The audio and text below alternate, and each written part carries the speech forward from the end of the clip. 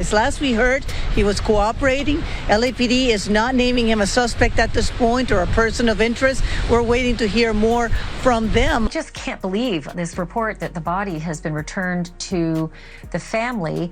You know, her daughter had been missing.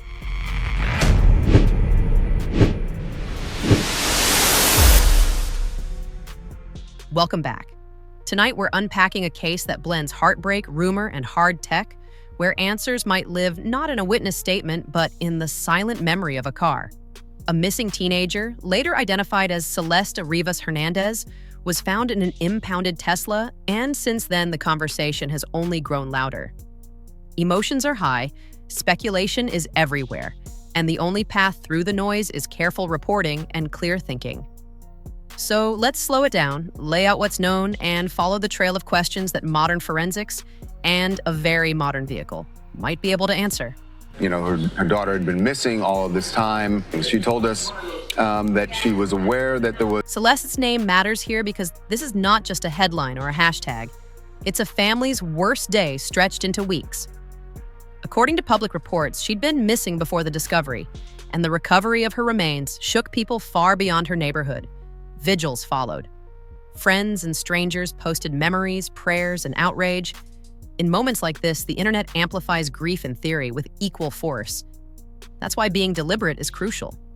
We respect the family, we separate rumor from fact, and we watch for verified updates from investigators and medical examiners before drawing conclusions. The Tesla is the unusual center of gravity in this story. Talk to any digital forensics expert and they'll tell you modern cars are rolling computers. They log time, place, and behavior. They remember when doors open, when trunks close, how long the vehicle sat, and sometimes even who got close. If a feature called Sentry Mode was active, there might be clips of people approaching. If GPS logs survived, there could be a breadcrumb trail from wherever the car last traveled to the spot where it was abandoned.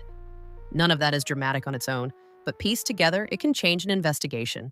So what inspired the hook, "In the Back of My Mind You Died," is kind of like the storytelling aspect of the lyrics that came before it, in a way that it builds up to the big moment where she died in the back of my mind. Like, I didn't kill her physically, but in the back of my mind, she died. The science of what happens to a body in heat is hard to hear, but it matters for evidence. High temperatures accelerate change, and that can erase or blur details that detectives hope to preserve. Medical examiners work within those limits. Sometimes they can tell a lot.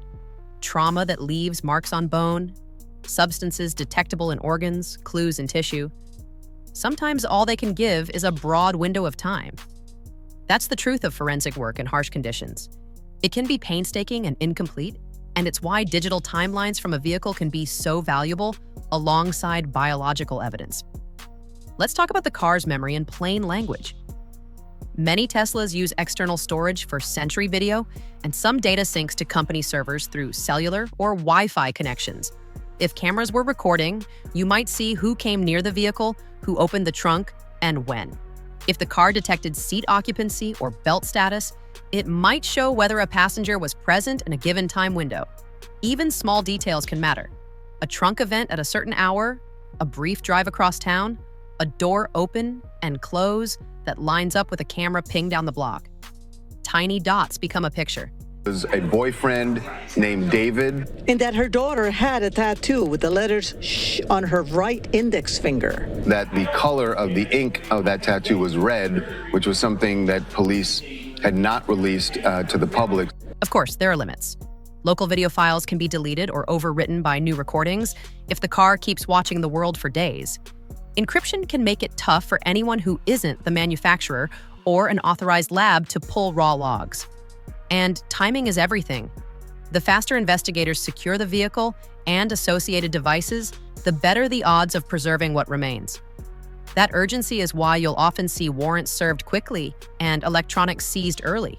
Phones, tablets, laptops, anything that might connect to the car or to people tied to key locations and dates. Behind the scenes, this is usually two parallel investigations. One follows the physical evidence, the remains, clothing, packaging, fibers, trace materials, and any objects near the car.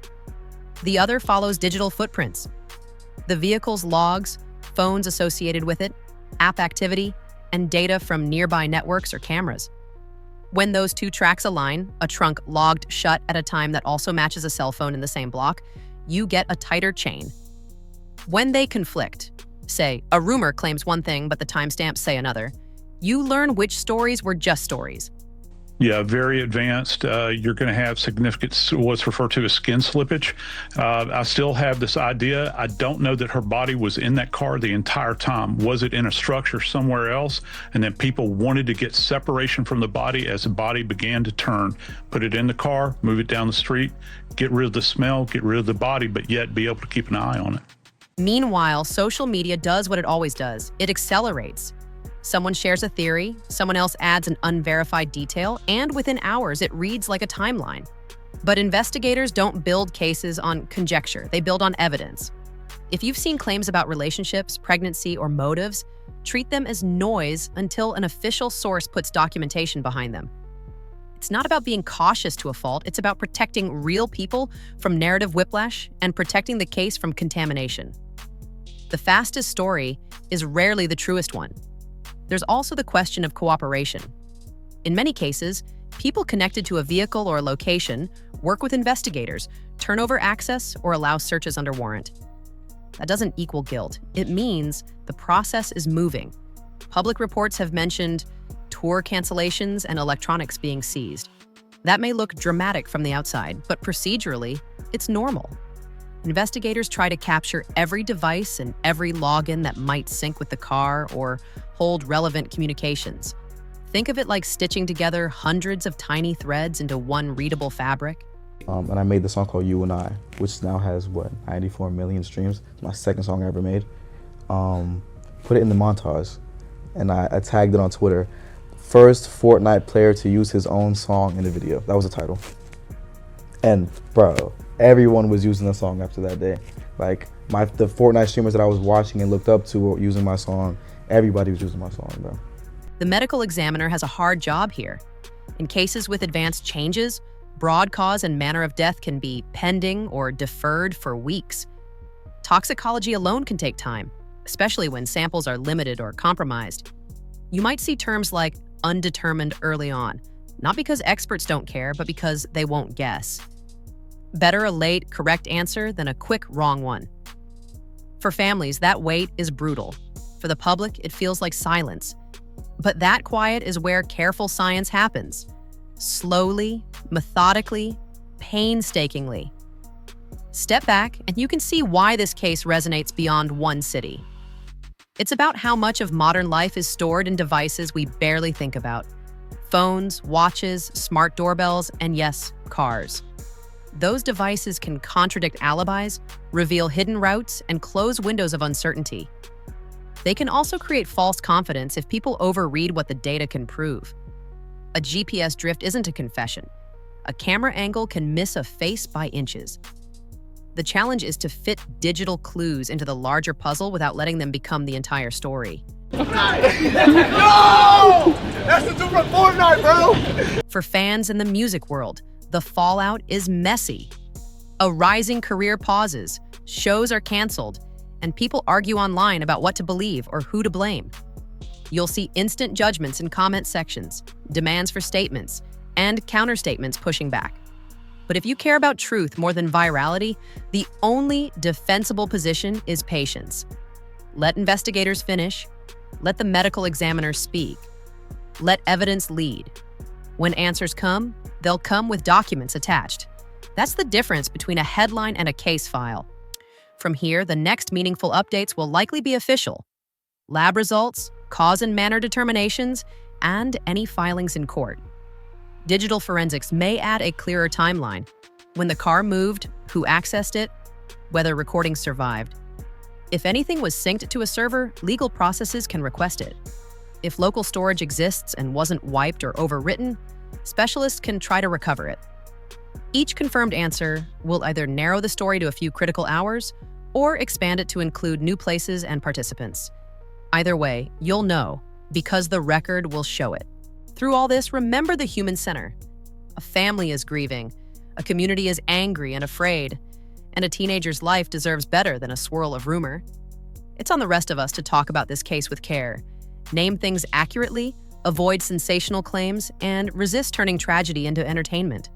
When we keep our standards high, we honor the person at the heart of the story, and we keep the door open for real accountability, not just trending outrage. So here's where we stand.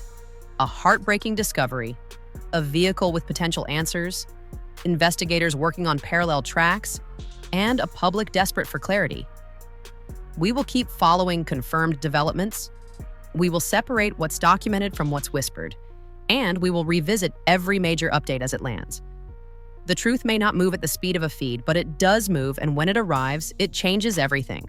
Most people, they go into a studio, they have a professional microphone, they have like a mixing board, there's a person who makes the beat, there's a whole thing. He does everything in his cell phone. It hit 78 on Billboard a week and a half later. If you want more careful updates as official results come in, tap subscribe, turn on notifications, and drop a comment with what you want me to analyze next. Digital forensics, the ME process, or the legal timeline. Your feedback shapes what I cover next, and it helps this breakdown reach the people who are trying to separate facts from speculation.